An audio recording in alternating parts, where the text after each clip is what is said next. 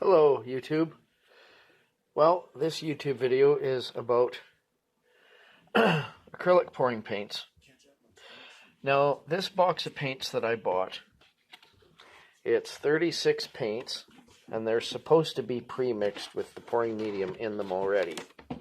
However, I don't know whether it was a reaction from the shipping because it was so cold out, because when I got these, they were really cold, and they're supposed to be pre-mixed and ready to pour, but they're not at all. They're like almost like toothpaste. A couple of them I've been able to mix in with paint, but when you get different consistencies of paint, you have this. You have almost like 3D. The paint cracks and you have the paint underneath because it ends up somewhat being in layers. So this 36 colors, I think I have to add each one to a pouring medium because they just won't pour. They don't pour at all. A couple of them I was able to shake up enough, but they didn't do any good. So I was not impressed with this particular box by Magic Fly.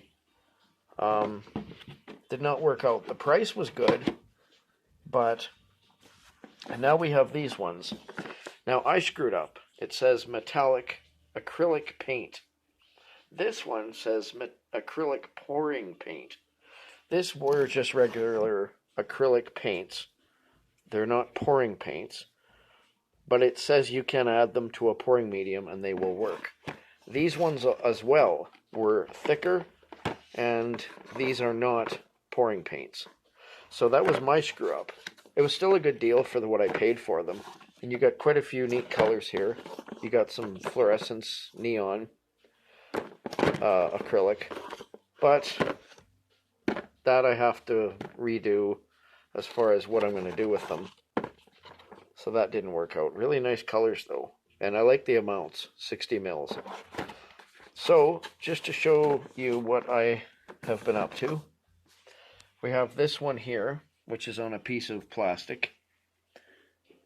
It worked out good, except I ended up accidentally putting a piece of paper over top, and when I removed the paper it screwed it up. So it looks really cool, but I messed up on it.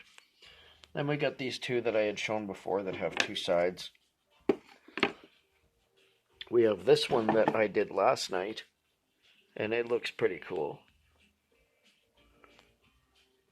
Really nice color combinations there. And again, that 3D effect because of the different consistencies with the paint. But in a way, that's kind of a neat feature. Then we have this one that I did, and this is on a piece of plastic that was used with a part of the TV screen of a computer monitor. The back is just plastic, and you can see the different color scheme there. This one here is actually the monitor screen itself. That black thing that you'll see that would turn on. This is actually glass. So doing this, perfect. And what's neat about these is you could put these up in your window in your bathroom to give you privacy. Or you can put them in your vehicle window. I don't know. The way the light shines through it is, well, doesn't really shine through it.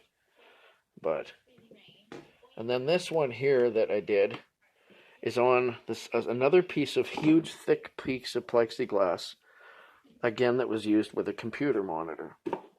But look at the combination of colors I come up with there. These are with some neon colors. Turns out really good.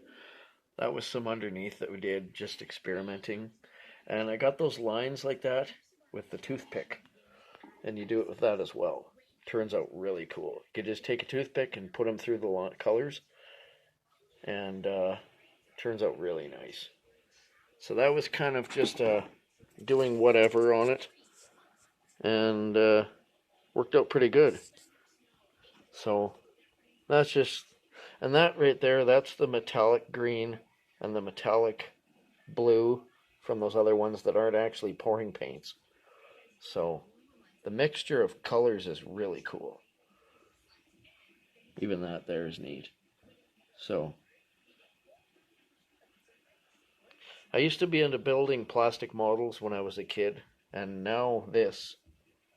And I'll be 49 in February. And I think they say we only use 2% of our brain. Well, it looks like I went a percent up. So there's our pieces that my girlfriend and I have done. That's hers, and I'm really impressed with that one. So, and what's neat about these plastic pieces, you can do on both sides. So I can still do the other side of this one, the other side of this one, and this one. And like the one channel that I've subscribed to, he comments about don't stick with canvases. So I'm going to be going to the thrift store, see if I can find more laser discs. I suggest laser discs because they're thicker than records and they're built a little stronger. But overall, records will work. And acrylic pouring on a round canvas or any kind of round flat surface will work out better because for some reason you can turn it and it'll follow the edge. So, turned out really good. I like that color combination there. That's really neat. So, anyway, if acrylic pouring was around back in the 70s, the hippies would have loved this. So, wow, I really like that one. So, anyway, toodaloo.